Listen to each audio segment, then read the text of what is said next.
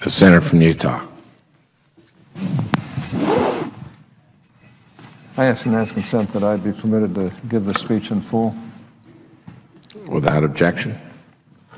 Mr. President, I rise today to discuss the impending tax hike, which, if allowed to occur, will raise taxes on practically all Americans come January 1st, 2013. That is only 8 months from now. Earlier in February, the Washington Post called the approximately $500 billion tax hike Taxmageddon. And Federal Reserve Chairman Ben Bernanke described it as a massive fiscal cliff when testifying before Congress. This tax hike will affect virtually every single federal income taxpayer. We must not allow this to happen. America is slowly recovering from one of the greatest recessions in modern history. We remain in a precarious economic situation with a fragile recovery. It is beyond irresponsible for President Obama to sit idly by and allow this scheduled $500 billion tax hike to occur. Congress needs to act now in order to prevent this tax hike on America. First, we need to focus on the tax expenders. Just look at the first line as tax expenders. We've had hearings, no markup, no floor debate on that. Tax extenders are temporary tax provisions affecting everything from individuals and businesses to charitable giving, energy, and even disaster relief. My colleague from Montana, Senator Baucus, and I held a hearing in late January to discuss these tax provisions and the fact that Congress year after year continues to extend these provisions without a thorough review of each of those provisions. Some of these provisions are worthy of being extended, such as the Research and Development Tax Credit. I have introduced legislation with the chairman, my friend from Montana, to make this provision permanent. But when it comes to tax extenders, we need to have a real debate, one where the Senate decides which provisions must be extended and which should be allowed to expire. Second, we need to address the alternative minimum tax, 2012 AMT patch. Now, you notice we haven't had hearings, we haven't had a markup, we haven't had any floor debate on it. The AMT, or Alternative Minimum Tax, was initially drafted to provide some type of guarantee that higher income taxpayers who owed little or no taxes under the regular income tax due to tax preferences would still pay some taxes. There were 155 of these at the time. Today we're approaching well over 30 million people who could get stung by this particular tax. Yet over the time, I've just said, this tax has grown into a monster, potentially ensnaring more and more middle-income families every year. To avoid the consequences of the AMT on the middle class year after year, Congress has patched the AMT. We have indexed the AMT for inflation so that middle-income families do not get caught up paying this tax. Not only must we patch the AMT for 2012, we must eliminate the AMT in the long term. It really doesn't deserve to exist. Now, third, we have to focus on death tax reform. That's very, very important. Taxing people's assets upon their death is just plain wrong.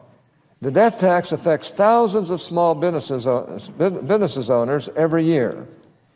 This year alone, it is estimated that 3,600 estates will be affected. In 10 years, approximately 83,200 estates will be hit with this tax, according to the Joint Committee on Taxation. The President likes to talk about how his policies will help small businesses. Well, if current law expires, the number of small business owners who will face the death tax will rise by 900%. The number of farmers who will face the death tax will rise by 2,200%. That's right, 2,200%.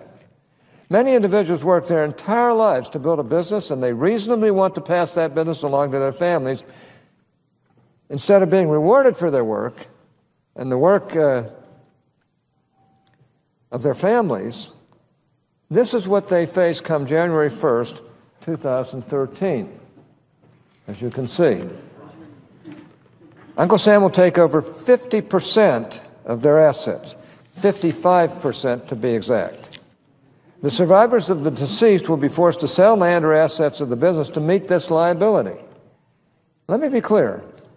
Nobody should be forced to sell a single asset in order to meet the arbitrary tax date or tax due date. Company assets should not have to be sold to pay taxes. The market should determine when things are bought and sold. And that is the best measurement, when a willing buyer meets a willing seller and they agree on a price and a time where a company should be sold.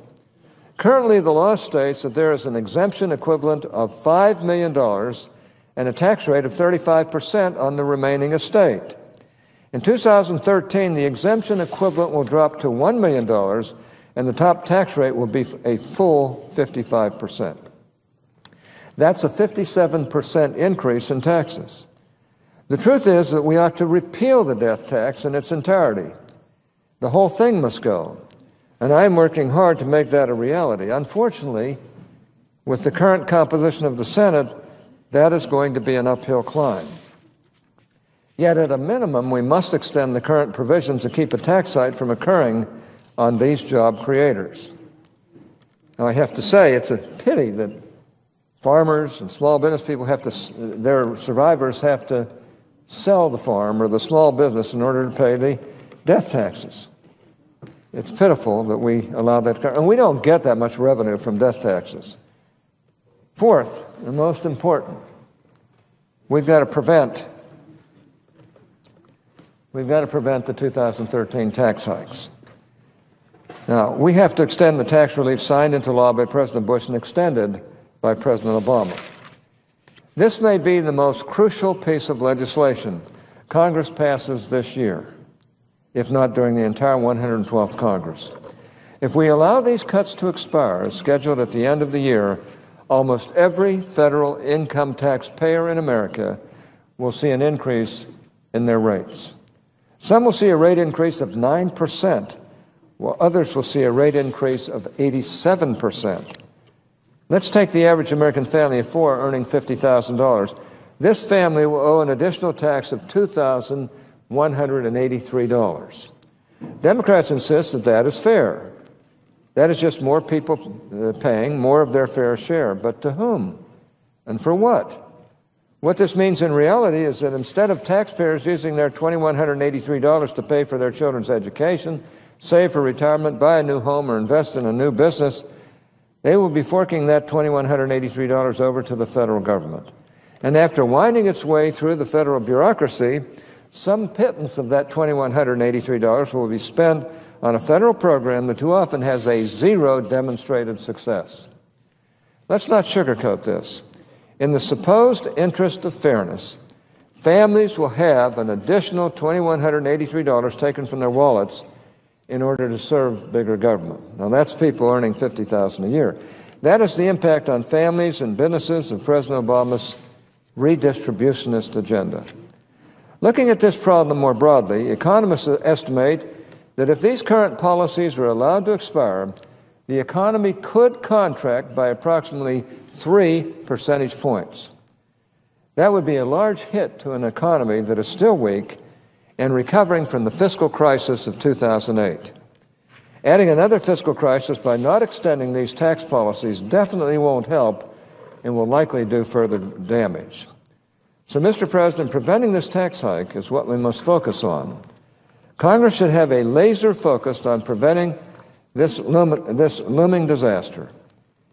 Yet at a time when we should be working to prevent a massive tax increase, President Obama and his Democrat allies are spinning their wheels trying to raise taxes on politically unpopular groups.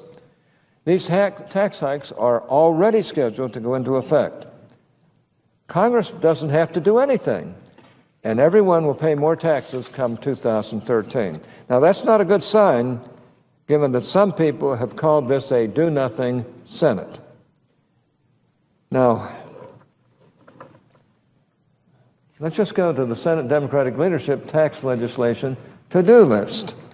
I'm sure that some people are tired of the mantra among conservatives that Democrats want to raise your taxes and Republicans don't. But we say it because it's true. All liberal think tanks, at their liberal think tanks, their employees go to work every morning and think about how they can raise taxes so they can spend more. My friends on the other side of the aisle, knowing that their constituents already feel overtaxed, spend countless hours devising ways to raise taxes in a way that hits only politically unpopular groups. And the president is devoting his entire re-election campaign towards tax hiking in the interest of fairness. Here in the Senate, we have already voted twice on my colleague from New Jersey's proposal, Senator Menendez's proposal, to raise taxes on oil and gas companies. That's the first line in this chart. We've had hearings, we've had no markup, but we have had floor work on this. First, we had hearings in the Senate Finance Committee last year. As I said then, that was nothing more than a dog and pony show, and everybody knew it. Then leadership brought the bill directly to the floor, skipping the process of a markup. Last week, we voted for the silly Buffett tax. That's the second line in this Democratic leadership tax legislation to-do list. This is not serious tax policy. The Buffett tax is a statutory talking point, and not a very good one at that. First, the president said that it was all about deficit reduction. When we pointed out to him that it raised only $47 billion in revenue over 10 years, a drop in the bucket given the president's trillions in deficit spending, the White House then shifted gears. Now it was about fairness. But when we pointed out that his redistribution scheme, if redirected to a lower tax bracket, would only yield $11 per family tax rebate, he criticized Republicans for demonizing him as a class warrior. The president needs to come clean about what the Buffett tax really is. It is nothing less than a second and even more damaging AMT, alternative minimum tax, one that would force many small business owners and job creators to pay a minimum of 30% of their income in taxes. As the Wall Street Journal said on April 10th, quote, the U.S. already has a Buffett rule, the alternative minimum tax, that first became law in 1969. The surest prediction in politics is that any tax that starts by hitting the rich ends up hitting the middle class, because that is where the real money is, unquote. And what is really rich about the Buffett rule is that Mr. Buffett would be able to avoid his own Buffett tax. So what is the president doing? Why, with Taxmageddon around the corner, are President Obama and his liberal allies dithering with these harmful tax increases? The answer is pure and simple politics. President Obama has read the polls. He knows he's in trouble. His approval rating is declining, and he does not have a single positive accomplishment to run on for a second term. The $800 billion stimulus, a failed policy that has not kept the unemployment rate under 8%. Obamacare, rejected soundly by the American people, as evidenced by the 2010 midterm elections. It might now be rejected by the Supreme Court as one of the biggest unconstitutional boondoggle in our nation's history. What else does he have? Absolutely nothing. His fawning admirers might not know it yet, but Mitt Romney is in the catbird seat. President Obama long ago lost independence, so he is appealing to all he has left, core left-wing supporters, one step from an Occupy Wall Street encampment who love class warfare. Before the Buffett rule, Democrats proposed 6 different pieces of legislation that in one form or another raise taxes on millionaires. Here they are. That's the third line in the chart. Millionaire surtax hike bill. Now you notice no hearings on the Buffett rule, no hearing on millionaire surtax hike bill, no markup in the Menendez oil and gas tax hike bill, no markup in the Buffett rule tax hike bill, no markup in millionaire surtax hike bill, but all 3 of them brought to the floor. And every one of these bills is focused on raising taxes to pay for more government spending. Now, let's not pretend that all of these redistributionist tax policies or tax plans comprise serious policy. Now, let's not forget that every minute Democrats spend goofing around with these plans is a minute that we do not spend preventing the largest tax increase in American history. Mr. President, Senate Democrats are fiddling while Rome burns. They have failed to address the deficit. Spending surged 24% under President Obama when he took office. All of the tax hikes he and his allies have proposed do little, if anything, to pay down the deficits and debt. And it's time for Senate leadership to get serious and to focus on making the lives of middle-class families easier, not more difficult. The policies from the other side do nothing of the sort. If anything, they make them more difficult. Taxmageddon is coming. The only good news is that Congress can prevent it and extend tax relief for the middle class. That is where my focus will be for the next 8 months, and I hope that my colleagues will join me in securing the benefits of tax relief for all Americans. Now, you can see here this stimulus proposal. We just list 6 different stimulus proposals: school repairs, infrastructure, etc. Number 2, school repairs, infrastructure. Number 3, payments to unionized teachers. Number 4, infrastructure. Number 5, payroll tax holiday. Number 6, smaller payroll tax holiday. These are proposed marginal tax hikes of 5.6%, 0.5%, 0.7%, 3.25%, and 1.8% for a total of 11.9% plus deduction limitations. It's pathetic. And they don't seem to have an answer other than let's tax more. And we Republicans have found through the years that if we go along with any tax increases, instead of getting the cuts that are always promised, they just spend the money and put us deeper in debt. Now, as you can see, it's time to end this type of foolish behavior, and I hope that our friends on the other side will work with us to do so, because this country's in real trouble, and there's no reason for it. We could turn it around in a very short time if we got serious about economics and we got serious about the tax situation in this country. And I believe it's time to get serious. I believe that if we don't, we are risking the future of the greatest country in the world. Mr. President, I yield the floor.